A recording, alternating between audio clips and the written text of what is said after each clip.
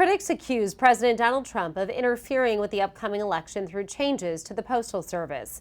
But the Postmaster General calls those claims outrageous. 3 News Now reporter Kent Lutzen went to a rally to save the post office and talked to one of the speakers, Republican Congressman Don Bacon. The damage has been done. Roughly 50 United States Postal Service supporters rallied at the corner of 11th and Pacific in Omaha. When you start talking about the sanctity of the mail and things like that, and we can't handle the mail volumes and so forth, that's just not true. David Black and other postal employees are raising a red flag to the rhetoric coming from the president, along with the changes made by Postmaster General Louis DeJoy. Those include cutting overtime and limiting post office hours, but after backlash, DeJoy suspended those changes until after the 2020 election. I want to say Nebraska elections, I believe, are very secure. Republican Congressman Don Bacon says the upcoming election will rely heavily on mail-in voting due to the pandemic, and Nebraska residents can have confidence in the state system. Bacon criticized both sides of the aisle on this issue. So there was so much conspiracy stuff being thrown around.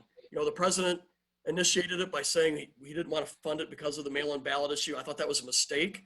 But then on the other side, Speaker Pelosi and many of the Democrats were taking things that were very innocent being done to help save money and trying to put it under an election conspiracy. Congressman Bacon voted in favor of legislation that includes $25 billion in aid to the Postal Service to assist in COVID-19 expenses.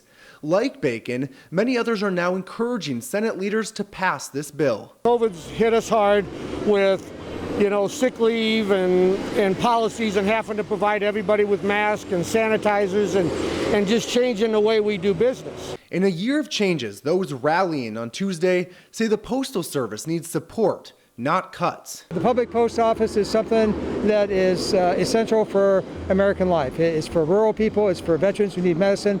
I mean, it spans the whole breadth of what people need as far as being American citizens. In Omaha, Kent Lutzen, 3 News Now. While testifying on Capitol Hill last week, Postmaster General Louis DeJoy said postal workers would prioritize election mail.